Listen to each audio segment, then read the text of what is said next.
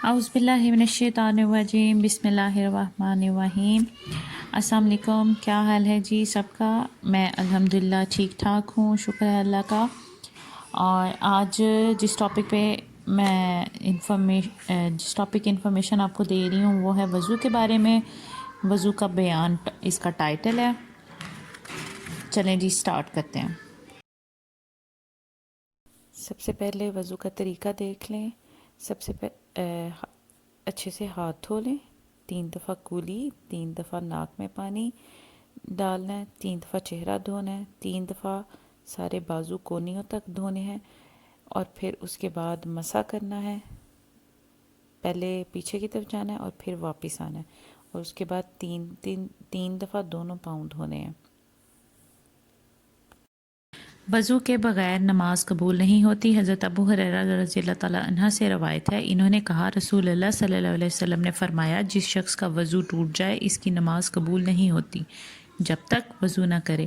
ایک خزمی نے پوچھا، اے ابو ہریرہ حدث کیا ہے؟ انہوں نے کہا فسا یا زرات، یعنی وہ ہوا جو ہلکی یا با آواز بلند پخانے کی مقام سے خارج ہو۔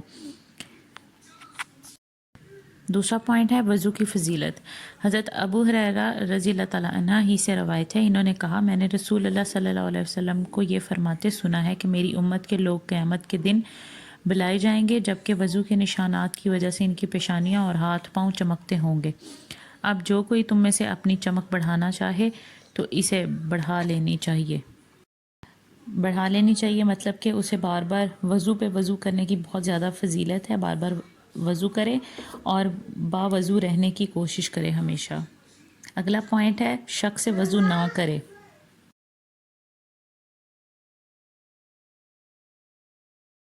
شک سے وضو نہ کرے یہاں تک کہ یقین نہ ہو جائے۔ حضرت عبداللہ بن زید انصاری سے روایت ہے، انہوں نے رسول اللہ صلی اللہ علیہ وسلم کے سامنے ایک شخص کا حال بیان کیا جس کو یہ خیال ہو جاتا تھا کہ نماز میں وہ کسی چیز یعنی ہوا کا نکلنا محسوس کر رہا ہے۔ آپ نے فرمایا وہ نماز سے اس وقت تک نہ پھرے جب تک اسے ہوا نکلنے کی آواز یا بدبو نہ آ جائے۔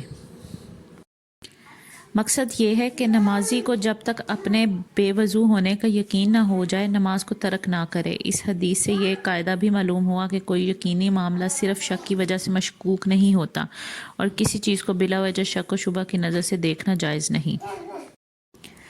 نیکسٹ پوائنٹ ہے ہلکا وضو کرنا۔ حضرت ابن عباس کا بیان ہے کہ ایک مرتبہ نبی صلی اللہ علیہ وسلم یہاں تک کہ خراٹے بھرنے لگے، پھر آپ نے بیدار ہو کر نماز پڑھی اور وضو نہ کیا۔ کبھی راوی نے یوں کہا کہ آپ کروٹ پر لیٹے یہاں تک کہ سانس کی آواز آنے لگی، پھر بیدار ہو کر آپ نے نماز پڑھی۔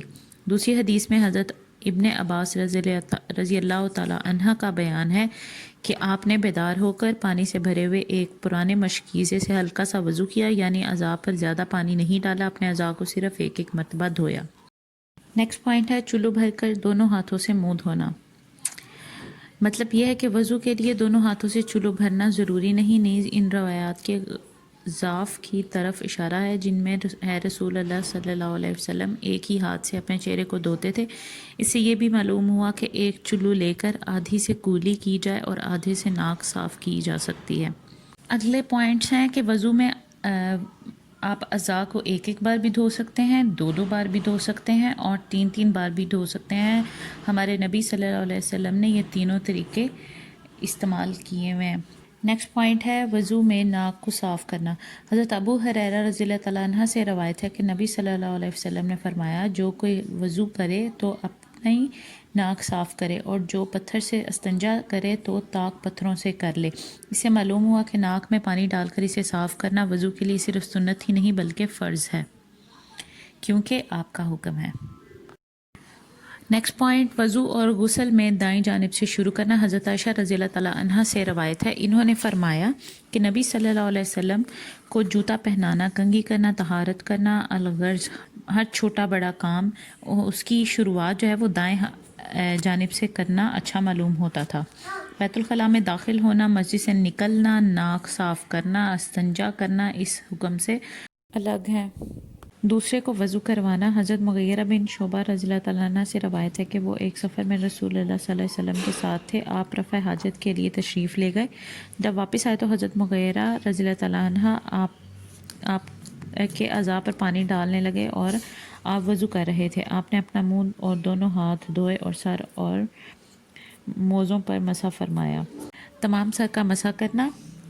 حضرت عبداللہ بن زید رضی اللہ تعالیٰ عنہ سے روایت ہے کہ انہوں نے ایک شخص سے پوچھا، کیا تم مجھے دکھا سکتے ہو رسول اللہ صلی اللہ علیہ وسلم کیسے وضو کرتے تھے؟ انہوں نے فرمایا ہاں۔ پھر انہوں نے پانی منگوایا اور اپنے ہاتھ پر پانی ڈالا، انہیں 2 مرتبہ دھویا، پھر 3 مرتبہ کولی کی، ناک میں پانی ڈالا، پھر اپنے منہ کو 3 مرتبہ دھویا، پھر دونوں ہاتھ کونیوں کی تک 2 مرتبہ دھوئے، بعد ازاں دونوں ہاتھوں سے سر کا مسح کیا، یعنی ان کو آگے اور پیچھے لے گئے۔ آغاز سر کی ابتدائی حصے سے کیا جہاں سے بال سٹارٹ ہوتے ہیں، اور دونوں ہاتھ گدی تک لے گئے، پھر دونوں کو وہیں تک واپس لائے جہاں سے شروع کیا تھا۔ جہاں سے بال سٹارٹ ہوتے ہیں وہاں سے شروع کر کے جہاں پہ بال ختم ہوتے ہیں اینڈ پہ گردن پہ وہاں تک لے کے گئے، اور وہاں سے پھر واپس لے کے آئے اپنے دونوں ہاتھ اور پاؤں۔ اس کے بعد اپنے دونوں ہاتھ اور پاؤں دھوئے۔ معلوم ہوا کہ ایک ہی چلو سے کولی اور ناک میں پانی ڈالا جا سکتا ہے۔ نیز سر کا مسح صرف 1 مرتبہ کرنا ہے اور پورے سر کا مسح کیا جائے گا۔ مرد کا اپنی بیوی کے ساتھ وضو کرنا۔ حضرت ابن عمر رضی اللہ تعالیٰ عنہ سے روایت ہے کہ رسول اللہ صلی اللہ علیہ وسلم کے زمانے میں مرد اور عورت سب مل کر ایک ہی برتن سے وضو کیا کرتے تھے۔ اس حدیث کی آگے تھوڑی سی ڈیٹیل ہے۔ ممکن ہے کہ مرد اور عورتوں کا مل کر وضو کرنا پردہ اترنے سے پیشتر ہو، یا اس سے وہ مرد عورتیں مراد ہوں جو ایک دوسرے کے محرم ہوں، یا اس سے مراد میاں بیوی بھی ہو سکتے ہیں۔ اس حدیث کا یہ بھی مطلب بیان کیا جاتا ہے کہ مرد ایک جگہ مل کر وضو کرتے اور عورتیں اس سے علیحدہ ایک جگہ مل کر وضو کرتی۔ اگلا پوائنٹ ہے موزوں پر مسح کرنا۔ حضرت سعد بن ابی وقاص رضی اللہ تعالیٰ عنہ سے روایت ہے کہ نبی صلی اللہ علیہ وسلم نے موزوں پر مسح کیا۔ حضرت عبداللہ بن عمر رضی اللہ تعالیٰ عنہ نے حضرت عمر رضی اللہ تعالیٰ عنہ سے یہ مسئلہ پوچھا تو انہوں نے کہا ہاں آپ نے موزوں پر مسح کیا ہے۔ اور جب حضرت سعد رضی اللہ تعالیٰ عنہ نبی صلی اللہ علیہ وسلم کو کوئی حدیث تجھ سے بیان کریں تو کسی دوسرے سے اس کے متعلق مت پوچھا کر۔ موزوں پر مسح کے لیے شرط یہ ہے کہ انہیں پہلے وضو کی حالت میں پہنا ہو، لیکن پگڑی پر مسح کے لیے کوئی شرط نہیں ہے۔ مسح کی مدت مسافر کے لیے 3 دن اور 3 رات اور مقیم کے لیے 1 دن اور 1 رات ہے۔ نیز اس مدت کا آغاز وضو ٹوٹنے کے بعد ہوگا۔ موزوں کو باوضو پہننے کا بیان۔ حضرت مغیرہ بن شعبہ سے روایت ہے، انہوں نے کہا میں ایک سفر نبی صلی اللہ علیہ وسلم کے ساتھ کیا، آپ وضو کر رہے تھے، میں جھکا تاکہ آپ کے دونوں موزوں کو اتاروں، تو آپ نے فرمایا انہیں رہنے دو، میں نے ان کو باوضو پہنا تھا، پھر آپ نے ان پر مسح فرمایا۔ اس کا مطلب یہ کہ جب آپ نے ایک دفعہ وضو کر لیا ہے تو اس کے بعد آپ ساکس پہن لیتے ہیں، موزے پہن لیتے ہیں، اس کے بعد جب آپ کا وضو ٹوٹتا ہے تو پھر آپ دوبارہ جب وضو کریں گے تو آپ انہی ساکس کے اوپر موزوں کے اوپر کر سکتے ہیں، مسح کر سکتے ہیں۔ ایک پوائنٹ یہ کامنلی یوز کیا جاتا ہے یہاں پہ اس کی ہے کہ گوشت یا پھر ستو کوئی بھی چیز کھانے کے بعد آپ کا وضو رہتا ہے، لیکن بہتر ہے کہ آپ نماز پڑھنے سے پہلے ایک دفعہ کولی کر لیں، لیکن اگر آپ نہیں بھی کرتے تو بھی ٹھیک ہے۔ حدث کے بغیر وضو کرنے کا بیان۔ حضرت انس رضی اللہ تعالیٰ عنہ سے ہی روایت ہے کہ نبی صلی اللہ علیہ وسلم ہر نماز کے لیے وضو کیا کرتے تھے۔ پھر حضرت انس رضی اللہ تعالیٰ عنہ نے فرمایا کہ ہمیں تو ایک ہی وضو کافی ہوتا ہے جب تک حدث نہ ہو۔ حدث مطلب وضو ٹوٹ نہ جائے یا ہوا خارج نہ ہو۔ ہر نماز کے لیے تازہ وضو کرنا مستحب ہے، ضروری نہیں، کیونکہ رسول اللہ صلی اللہ علیہ وسلم نے فتح مکہ کے موقع پر 5 نمازیں ایک ہی وضو سے پڑھی تھیں۔ وضو پر وضو کرنا پسندیدہ عمل ہے کیونکہ یہ نور علی نور ہے۔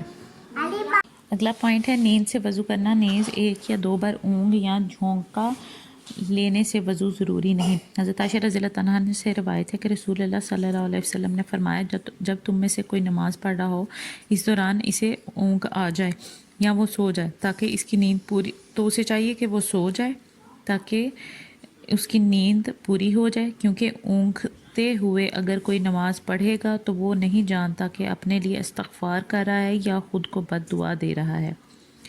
نیند بذات ناقص وضو نہیں بلکہ بے وضو ہونے کا ذریعہ ضرور ہے، بشرطے کہ انسان کی عقل و شعور پر غالب آ جائے۔ باوضو سونے کی فضیلت۔ اس میں یہ ایک آیت ہے پوری، اس کا ترجمہ لکھا ہوا ہے۔ اے اللہ، تیرے ثواب کے شوق میں اور تیرے عذاب سے ڈرتے ہوئے میں نے اپنے آپ کو تیرے سپرد کر دیا اور تجھے اپنا پشت پناہ بنا لیا۔ تجھ سے بھاگ کر کہیں پناہ نہیں مگر تیرے ہی پاس۔ اے اللہ، میں اس کتاب پر ایمان لایا جو تو نے اتاری اور تیرے اس نبی پر یقین کیا جس نے تو نے بھیجا۔ اچھا، یہ وضو آپ نے اس ٹائم کرنا ہے جب آپ بالکل سونے لگے ہوں۔ وضو کریں، وضو کرنے کے بعد آپ یہ دعا پڑھیں اور لاسٹ آپ کے جو کلمات ہیں، جو آپ لاسٹ ورڈز بولیں وہ یہی ہونے چاہیے۔ اچھا جی، یہ ٹاپک ادھر ہی کمپلیٹ ہوتا ہے۔ چلیں پھر انشاءاللہ ملاقات ہوگی۔ اس ٹاپک کو اپنے پیاروں سے ضرور شیئر کریں اور ویڈیو کو لائک کریں اور چینل کو سبسکرائب کریں، بیل آئیکن ضرور پریس کریں۔ اوکے جی، اللہ حافظ، الحمدللہ۔